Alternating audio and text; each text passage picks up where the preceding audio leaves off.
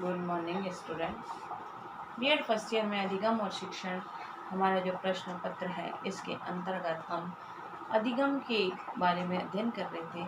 आज का हमारा टॉपिक है अधिगम के सिद्धांत। अधिगम के जो है प्रमुख सिद्धांत जो है कौन कौन से हैं। अधिगम के सिद्धांतों को जो है 4 भागों में विभाजित किया गया है कि सीखने की प्रक्रिया जो है किस प्रकार होती है। अधिगम के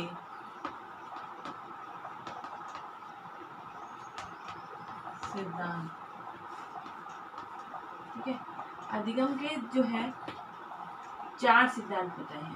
पहला है व्यवहारवाद।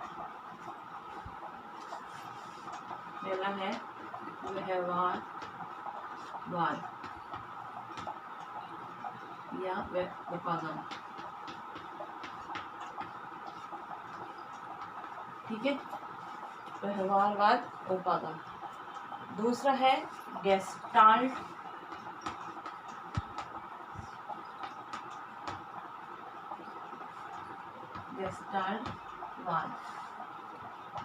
ठीक है। तीसरा है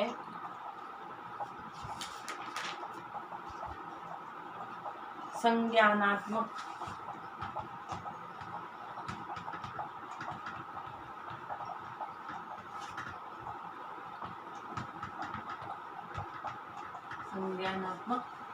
उपागम, ठीक है।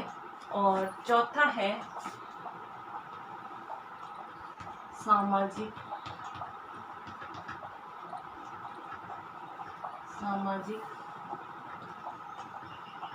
उपागम।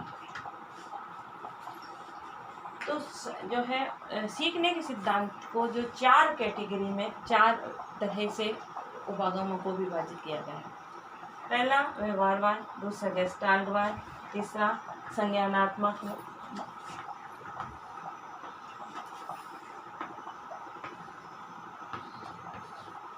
और चौथा है सामाजिक उपागम, ठीक है। अब व्यवहारवाद के अंतर्गत कौन कौन से जो है व्यवहारवादी आते हैं, जिन्होंने अधिगम के बारे में प्रयोग किया है। उन्होंने व्यवहारवादी कौन कौन से हुए हैं, इसमें हम किस किस के सिद्धांत करेंगे। इसमें आएगा पावलोव,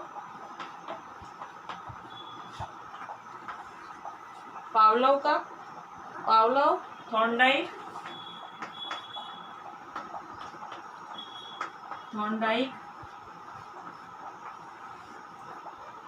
और थॉर्नडाइक और स्किनर। इनके हम अधिगम सिद्धांतों के बारे में अध्ययन करेंगे। इन्होंने जो है प्रयोग करके ये बताया कि किस प्रकार से व्यवहार में परिवर्तन करके अधिगम होता है, सीखने की प्रक्रिया चलती है। तो जो पावलोव है, इन्होंने जो है पावलोव ने कुत्ते पर करा था। इन्होंने किस पे प्रयोग किया था? कुत्ते पर, ठीक है। जो पावलोव के कुत्ता है, जिसमें मैंने बताया था कि घंटी बजती है, खाना आता है, एक भूखे कुत्ते को पिंजरे में वो बंद कर लेता है और उसमें ये जो बताया गया है कि घंटी बजने का और कुत्ते की भूख का समय के साथ हम किस प्रकार से जैसे समय होता है वैसे हमारी वो प्रतिक्रिया होने लग जाती है। तो इसके लिए उन्होंने प्रयोग किया था, कुत्ते पे प्रयोग किया है। और थॉर्नडाइक ने सीखने का सिद्धांत दिया और स्किनर ने दिया। इन्होंने 3 जो है ये व्यवहारवादी हैं, ठीक है। अब गेस्टाल्ट में हमारे वर्दीमर, कोफका और कोहलर, ये 3 आएंगे।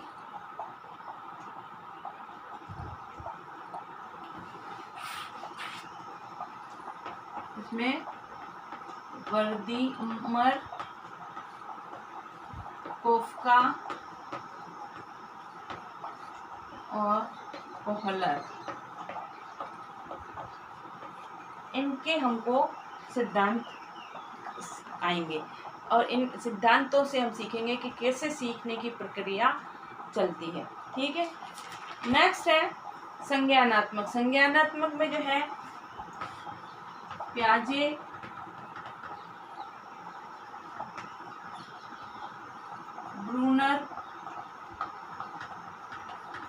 और ब्रूनर का सिद्धांत जो है इसके अंतर्गत आएगा।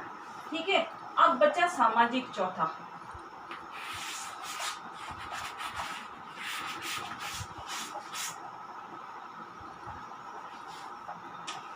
चौथा है सामाजिक उपागम। सामाजिक उपागम के अंतर्गत जो है बंडूरा का सिद्धांत।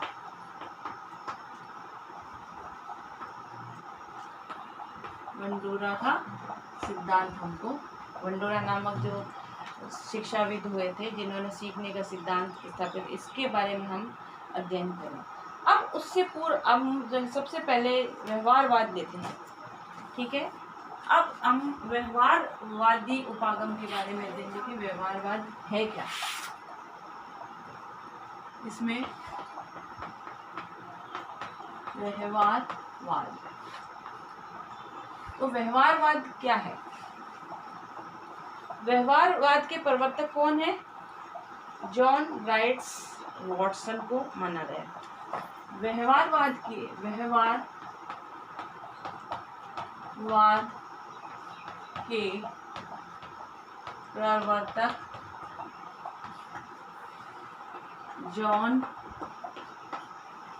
जॉन ब्राइट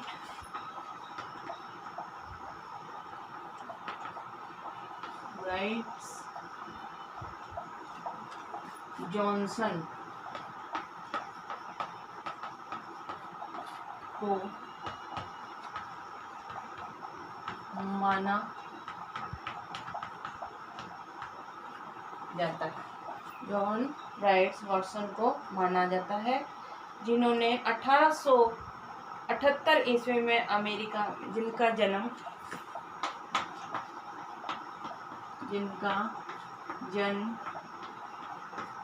1878 में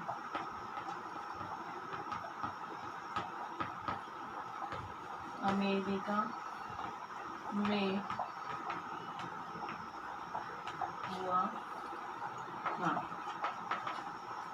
अमेरिका में इनका जन्म हुआ था। व्यवहारवाद का अर्थ कार्यवाद या संरचनावाद के स्वरूप से लिया गया है। व्यवहारवाद का अर्थ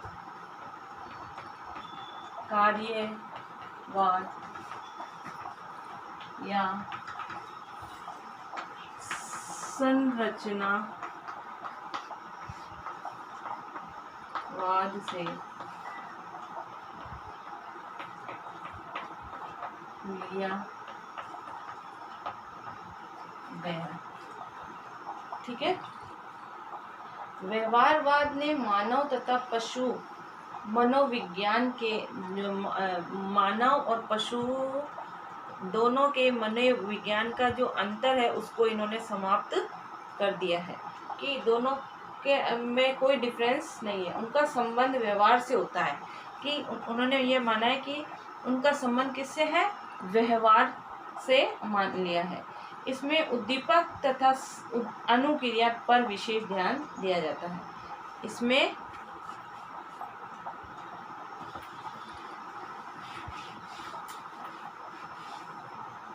व्यवहारवाद में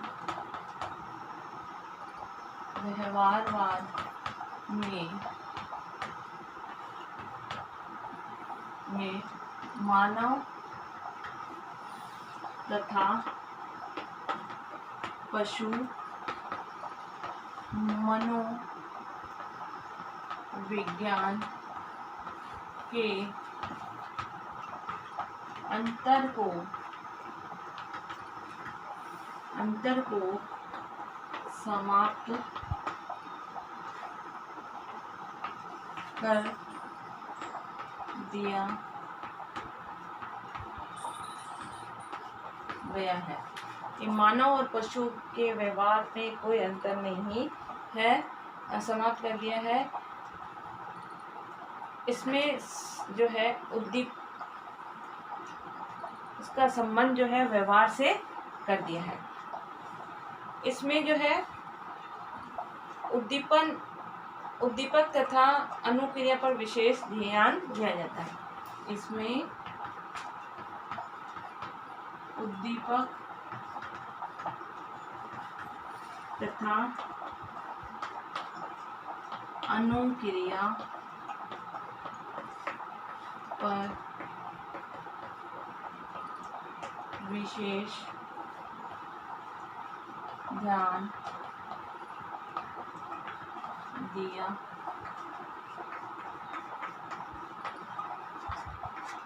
जाता है कि उद्दीपक और अनुक्रिया में विशेष ध्यान दिया जाता है।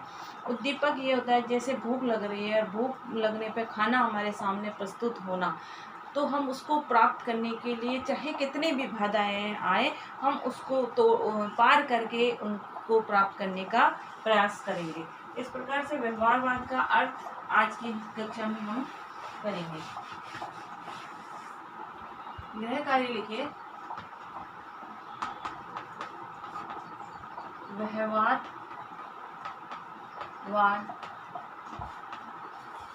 का अर्थ बताते हुए